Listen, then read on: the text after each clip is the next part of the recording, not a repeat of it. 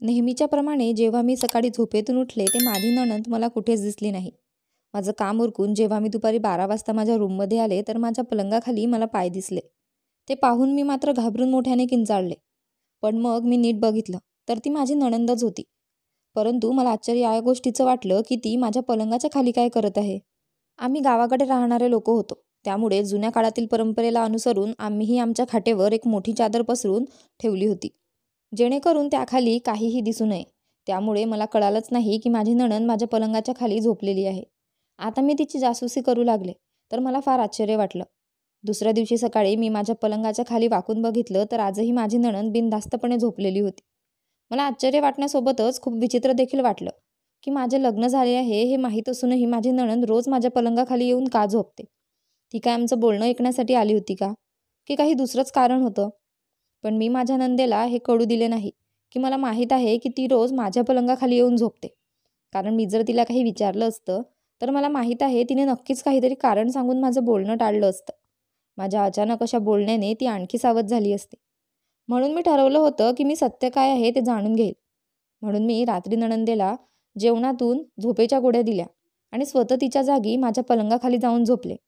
मला तिथल्या मातीत काहीतरी विचित्र जाणवलं. मी त्या ठिकाणची माती बाजूला काढली तर माझ्या अंगाला काटाच उभा राहिला.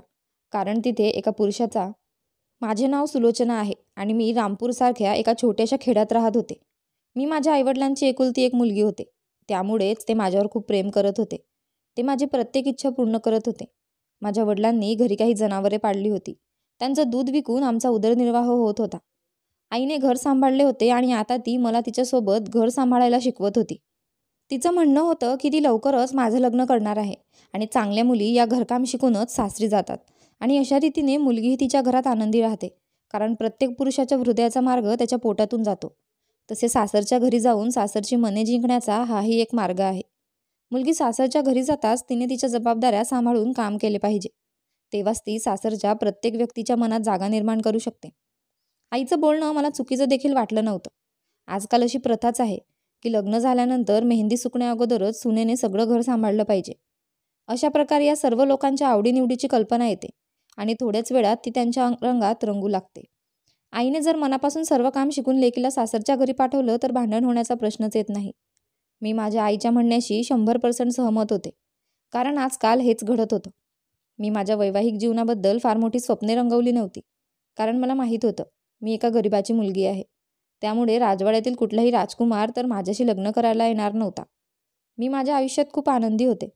माझ्या वडिलांनी माझ्यासाठी स्थळं बघायला सुरुवात केली आणि बाबांना एक स्थळ पसंत पडलं. ते लोक आमच्यासारखेच गावात राहणारे होते आणि त्यांचं राहणीमान आणि स्वभाव देखील खूप चांगला होता.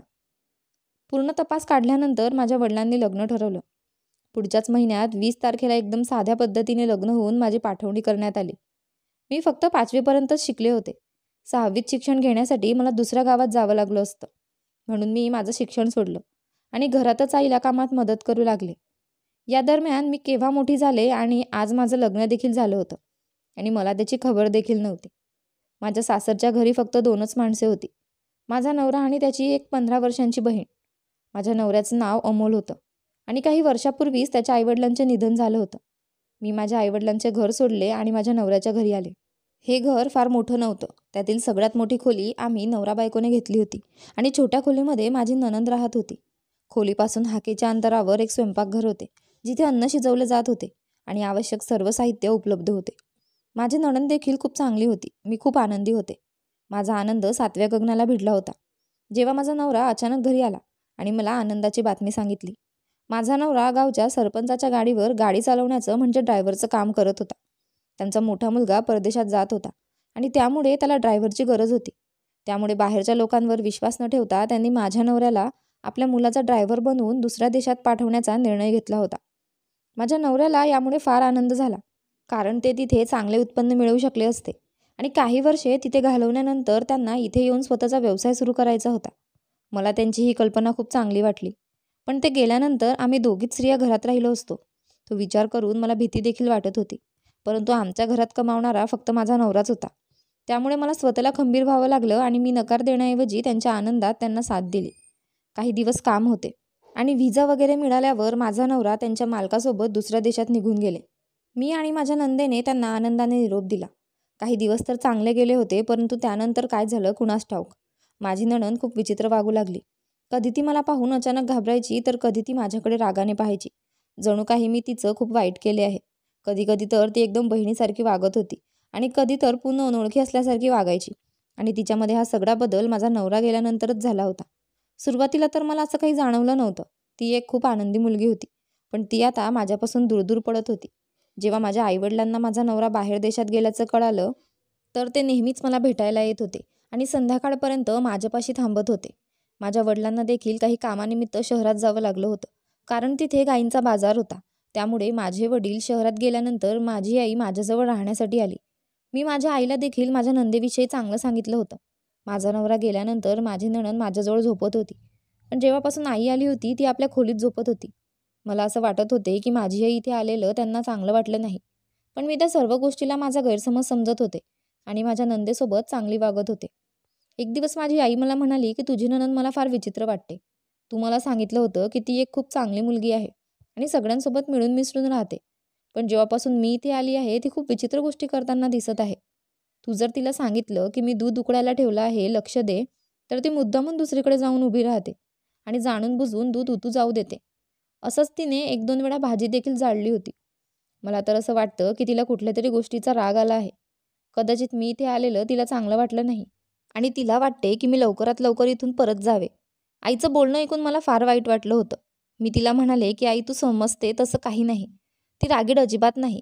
कदाचित तिचं लक्ष नसेल, त्यामुळेच हे सर्व झालं असेल. मी आईला धीर देत समजावून सांगत होते. खरं तर मला माहीत होते ज्या गोष्टी आईच्या लक्षात येत होत्या त्या सगळ्या खऱ्या आहे. कारण माझ्या नंदेने खरंच काही दिवसांपासून अशा विचित्र गोष्टी करायला सुरुवात केली होती. मला हे समजत नव्हतं की तिला हे सर्व करून काय सिद्ध करायचं आहे. आई गेल्यावर मी स्वतः तिच्याशी याबद्दल बोलायचं ठरवलं होतं. दुसऱ्या दिवशीही ती तशीच वागत होती. संध्याकाळच्या वेळी अचानक माझे वडील घरी आले. त्यांना पाहून आईने सुटकेचा निश्वास सोडला. थोडा वेळ थांबल्यानंतर रात्रीच्या वेळी माझे वडील आणि आई दोघेही आपल्या घरी परत गेले. मी त्यांना थांबवण्याचा खूप प्रयत्न केला, पण कदाचित आईने माझ्या वडिलांना सर्व हकीकत सांगितली होती आणि बाबांना हे अजिबात मान्य नव्हतं की माझ्या नंदेची इच्छा नसतानाही आईने तिथे थांबावं. मी खूप उदान होऊन घरभर फिरत होते आणि माझ्या नंदेच्या या विचित्र वागण्याकडे लक्ष देण्याचा प्रयत्न करत होते. पण कुठलाच पुरावा माझ्या हाती लागत नव्हता, ज्याच्यावरून मला हे माहीत होईल की माझी नणंद शेवटी हे सर्व का करत आहे. मी प्रत्येक गोष्ट खूप जवळून बघत होते आणि विचार करत होते, पण मला काही समजत नव्हतं. पण एक दिवस रात्री मी माझ्या खोलीमध्ये झोपण्यासाठी चालले होते, तर अचानक माझी नणंद माझ्यासमोर आली आणि म्हणाली की वहिनी, मला खूप भीती वाटते. मी माझ्या खोलीत उपस्थित आहे, पण तुम्ही तुमच्या खोलीची कडी लावू नका. जर रात्री मला जास्तच भीती वाटली तर मी तुमच्या खोलीमध्ये येईल. माझ्या नंदेचं बोलणं ऐकून मी तिला म्हणाले की तुला तुझ्या खोलीमध्ये झोपण्याची काय गरज आहे? तू झोपण्यासाठी माझ्या खोलीत ये. त्यावर ती म्हणाली की वहिनी, मला माझ्या खोलीशिवाय दुसरीकडे झोप येत नाही. तुम्हाला वाईट वाटू नये म्हणून काही दिवस मी खूप मुश्किलीने तुमच्या रूममध्ये झोपले होते. मला फक्त माझ्याच खोलीची सवय आहे. जर रात्री मला भीती वाटली तर मी तुमच्याजवळ येत जाईल, नाहीतर मी माझ्याच खोलीमध्ये झोपेल. नंदेचं बोलणं ऐकून मी काळजीत पडले होते. मी त्यांना म्हणाले की तुम्हाला तुमच्या खोलीमध्ये झोप येते, तर मी एक काम करते, मीच तुमच्या खोलीत झोपण्यासाठी येते. मी एवढंच म्हणण्याचा उशीर होता की माझ्या नंदेचा चेहऱ्यावरचा रंग उडाला होता. तिच्या चेहऱ्यावर एक विचित्र भीती दिसत होती. माझी नणंद पटकन म्हणाली की नाही वहिनी, तुम्ही तुमच्या खोलीत झोपा, मी माझ्या खोलीत झोपते. जर रात्री मला भीती वाटली तर मी तुमच्या खोलीमध्ये येईल. तुम्ही तुमचे सल्ले तुमच्या जवळच ठेवा. फक्त एक गोष्ट ध्यानात ठेवा की तुम्ही तुमच्या खोलीला अजिबात कडी लावणार नाही. नणंद माझ्याशी जास्त काहीच न बोलता रागाने निघून गेली. मला देखील माझ्या नंदेचा खूप राग येत होता, पण त्यावेळी मी शांत बसले आणि काहीच म्हणाले नाही. कारण मला माहीत होतं, जर मी तिला काही म्हणाले असते तर तिने माझ्या नवऱ्याला अतिशयोक्ती करून काहीतरी सांगितलं असतं आणि माझा नवरा आमच्यापासून खूप दूर होता. तो उगाचच आमच्या दोघींची काळजी करत बसला असता आणि मला असं काहीही होऊ द्यायचं नव्हतं. माझ्या नवऱ्याला परत येण्यासाठी काही दिवसच बाकी होते, म्हणून मी हे सर्व सहन करत होते. पण दिवसेंदिवस माझ्या नंदेचं वागणं विचित्र होत चाललं होतं. एक दिवस सकाळी मी झोपेतून उठले तर माझी नणंद मला कुठे दिसली नव्हती. मला वाटलं की कदाचित घरात बसून कंटाळा आल्यामुळे ती आपल्या मैत्रिणीकडे गेली असेल. मी घरातील सर्व कामे केली आणि 12च्या सुमारास अंघोळीसाठी कपडे आणण्यासाठी माझ्या खोलीमध्ये गेले, तर मला पलंगाखाली माझ्या नंदेचे पाय दिसले. त्यांना बघून मी अगोदर घाबरले होते, पण नंतर जाऊन मी चादर ओढली तर माझी नणंद बिनधास्तपणे झोपली होती. तिने रात्रभर कष्ट केल्यासारखं ती घोरत पडली होती. मी पटकन माझ्या नंदेला उठून जागं केलं. ती एकदम दचकून उठली आणि माझ्याकडे विचित्र नजरेने बघत म्हणाली, वहिनी, तुम्ही माझ्या खोलीमध्ये काय करत आहात? मी तुम्हाला माझ्या खोलीत येऊ नका असेही सांगितलं होतं. तुम्हाला मी सांगितलेलं समजत नाही का? माझी नणंद खूप रागाने ओरडत होती. मला आश्चर्य वाटले की माझ्या खोलीत येऊन माझ्या पलंगाखाली झोपल्यावर मी तिला उठवले, तरी ती माझ्याच अंगावर ओरडत होती. मी देखील ओरडतच म्हणाले, रोहिणी नीट बघ, मी तुझ्या रूममध्ये नाही आहे, पण तू माझ्या रूममध्ये आहेस आणि माझ्या पलंगाखाली झोपली आहेस. मला सांग, तू इथे काय करत होतीस? आधी ती माझ्याकडे नीट बघू लागली आणि मग आजूबाजूला बघून ती डोकं धरून बसली आणि म्हणाली की माझं डोकं खूप दुखत आहे. असं बोलून ती लगेच तिच्या खोलीत गेली. मी नंदेच्या या कृतीकडे पूर्णपणे दुर्लक्ष केले होते, कारण ती माझ्या खोलीत कशी आली हे तिच्या बोलण्यातून आणि डोळ्यांतून स्पष्ट होत होते. पण ती मला जाणून बुजून टाळत होती आणि माझ्याशी खोटं बोलत होती. मला जाणून घ्यायचं होतं शेवटी काय कारण होतं की ती अशा विचित्र गोष्टी करत होती. पुढचे 2-3 दिवस मी हा विषय काढला नाही आणि त्या 2-3 दिवसात रोज रात्री झोपल्यावर नणंद माझ्या पलंगाखाली येऊन झोपत होती. आता मी ठरवलं होतं की मी सत्य काय आहे ते जाणून घेईल. म्हणून दुसऱ्या दिवशी रात्री मी माझ्या नंदेच्या जेवणात झोपेच्या गोळ्या मिसळल्या आणि ते खाताच ती झोपी गेली. नणंद झोपल्यानंतर मी माझ्या खोलीमध्ये आली आणि स्वतः माझ्या पलंगाखाली झोपले. मला झोपून अजून थोडाच वेळ झाला होता. तेच मला असं जाणवलं की माझ्या डोक्याच्या बाजूची माती हलत आहे. मी घाबरतच तिथली माती बाजूला केली तर माझ्या अंगाला काटाच उभा राहिला, कारण तिथे तर आता मी ठरवलं होतं की उद्या रात्री मी माझ्या नंदेला रंगेहात पकडेल, कारण सत्य तर मला माहीत झालं होतं. ती माती पहिल्यासारखी केली आणि हात धुवून माझ्या जागेवर येऊन झोपले. माझा इरादा माझ्या नंदेला रंगेहात पकडण्याचा होता.